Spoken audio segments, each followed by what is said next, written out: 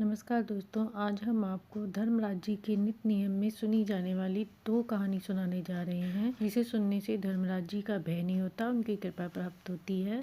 किसी नगर में एक औरत अकेले रहा करती थी। उसके घर के सभी लोग महामारी की बीमारी में मर गए थे। उसका नाम भाग्यवती था। भाग्यवती की अब उम्र हो चुकी थी। वह 2 टाइम भोजन के लिए किसी के बगीचे से पत्ता लाती, उन पत्ते को भूजा भूजने वाली को देती, उसके बदले में वह उसे थोड़ा सा चावल देती। अब वो उसी चावल को उबाल कर खा लेती। इसी प्रकार धीरे धीरे उसके दिन व्यतीत हो रहे थे। वह जब भी जंगल में जाती तो वहाँ बैठकर रोती और कहती, हे प्रभु मुझे एक पुत्र दे दीजिए, जिससे उसकी बहू आएगी तो मेरी सेवा करेगी। बेटा मेरा बाहर से कमा कर लाएगा तो मुझे मेहनत नहीं करना पड़ेगा। वह कहती है, हे धर्मराज जी, आपने सबको सब कुछ दिया, पर मुझे एक पुत्र दे दीजिए, मुझे एक सहारा दे दीजिए, मेरी झोली भर दीजिए। इसी प्रकार भाग्यवती उस जंगल में बिलाप करती थी। भाग्यवती की इस करुणा पुकार को सुनकर धर्मराज जी वहाँ आए और सोचने लगे कि इसे मैं पुत्र कैसे दे सकता हूँ। अगर इसके पुत्र होगा तो समाज में इसकी बदनामी होगी और उस बदनामी के लाज से ये मर जाएगी। फिर क्या था, धर्मराज जी ने उस दुखिया के पास एक गाय को भेज दिया। अब गाय भाग्यवती के पास जाकर उसे चाटने लगी। अब भाग्यवती को उसे देखकर ममता जाग उठी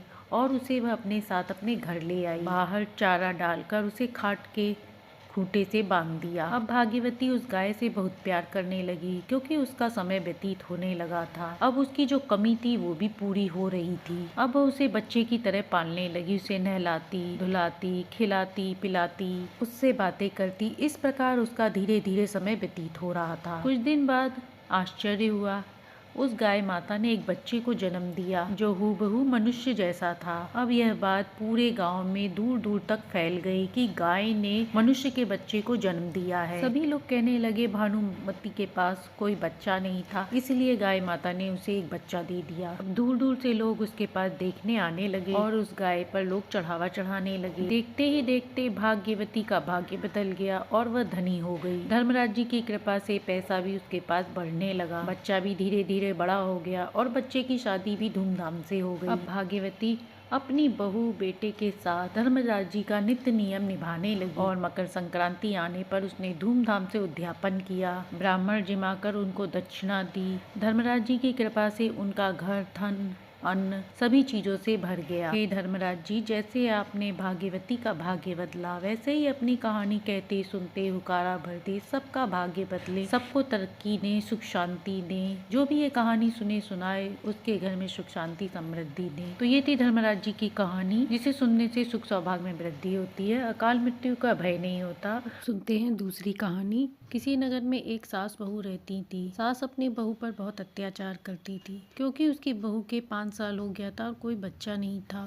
सास बहू से घर का सारा काम कराती और खाने के लिए पेट भर भोजन भी नहीं देती थी। वह बेचारी भगवान से प्रार्थना करती और कहती, हे प्रभु, आप मुझे किस गलती की सजा दे रहे हैं? आप मेरी जल्दी से गोद भर दीजिए और मुझे भी बेटे का सुख दे दीजिए। उसका आदमी भी अपनी माँ की बातों में आकर उससे प्यार नहीं करता था। एक बार मकर संक्रांति का त्योहार आया तो सास ने बहू से कहा, बहू, मुझे मकर संक्रांति पर मुझे धर्मराज जी का नित्य नियम निभाना है, इसीलिए धर्मराज जी और चित्रगुप्त जी और गाय की मूर्ति बना देना और धूप में रख देना। बहू ने बड़े प्रेम से मूर्ति बनाई। बहू ने धर्मराज जी, चित्रगुप्त जी और गाय माता की मूर्ति बनाने के साथ साथ मिट्टी का एक पुतला भी बनाया। जब सास आई तो उसने देखा तो उसने बहू से कहा कि मैंने तुमसे 3 मूर्तियां बनाने को कहा था, ये चौथी किसकी बनाई हो? बहू बोली, माँ जी, ये मेरा बच्चा है। सास हंसने लगी और बोली, बच्चा तो पैदा कर नहीं सकती और मिट्टी का बच्चा बना रही है। क्या ये तुम्हें माँ कहेगा?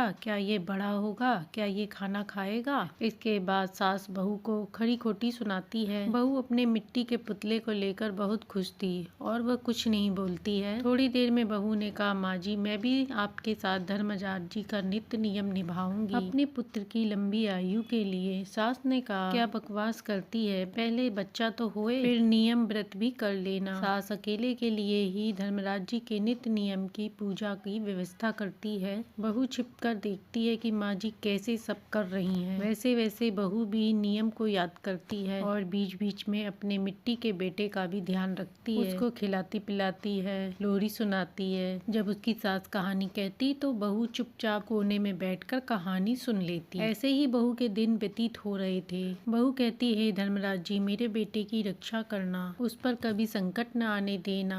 धर्मराज जी उसकी भक्ति पूजा से अत्यंत प्रसन्न हुए। रात में जब बहू सो रही थी तो उसके बगल में सो रहा मिट्टी का बच्चा हलचल करने लगा। बहू ने ध्यान नहीं दिया। फिर बच्चा रोने लगा तो बहू की नींद खुल गई। बहू अपने बेटे को गोद में लेकर लाड़ करने लगी और धर्मराज जी की जयकारा लगाने लगी। उसकी पत्नी की आवाज सुनकर माँ बेटे भी वहाँ पर आ गए। सास ने कहा, बहू इतनी रात में ये बच्चा किसका लेकर आई हो या चुरा कर लाई हो? बहू ने कहा, माँ जी मैंने बच्चा चुराया नहीं है, ये वही बच्चा है जिसे मैंने मिट्टी का बनाया था। ये सब धर्मराज जी की कृपा से हुआ है। धर्मराज जी ने प्रसन्न होकर इस पर जान डाल दी। अब सास ये चमत्कार देखकर बहू से क्षमा मांगने लगी और बोली, बहू तुम सत्य की हो, भगवान ने तुम्हारी सुन ली। गणेश भगवान को भी माता पार्वती ने अपने मैल से बनाया था और उसका नाम गणेशा रखा था। तुम्हारा बेटा भी मिट्टी से बना है, इसलिए इसका नाम गणेशा रखेंगे। यह भी बड़ा होकर हमारा नाम रोशन करेगा। इसके बाद सास प्रार्थना करने लगी, हे धर्मराज जी जैसे आपने हमें नाती का सुख दिया है वैसे ही इसकी रक्षा करना। पति ने भी अपनी पत्नी से क्षमा मांगी। इसके बाद धर्मराज जी की कृपा से घर में खुशियाँ आ गईं। इसके बाद सभी लोग धर्मराज जी की जयकारा लगाने लगे। अब दोनों सास बहुएं खुशी खुशी धर्मराज जी के नित्य नियम का निभाने लगे। जब मकर संक्रांति आई तो सास बहू ने मिलकर अच्छे तरह से उद्यापन किया। ब्राह्मण जमाए, उनको दक्षिणा दी और उन्हें अच्छे से विदा किया। इसके बाद सास बहुओं को तीनों लोकों की कृपा प्राप्त हुई और मरने के बाद स्वर्ग लोक का सुख मिला। हे धर्मराज जी जैसे आपने बहू पर कृपा करी ऐसे ही अपने भक्तों पर सदा अपनी कृपा बनाए रखना। कहानी कहते सुनते हुकारा भरते सबके घर में सुख शांति समृद्धि देना। तो ये थी धर्मराज जी के नित्य नियम की 2 कहानी, जिसे सुनने से धर्मराज जी का भय नहीं होता, उनकी कृपा प्राप्त होती है। कहानी अच्छी लगी हो तो लाइक एंड सब्सक्राइब करें।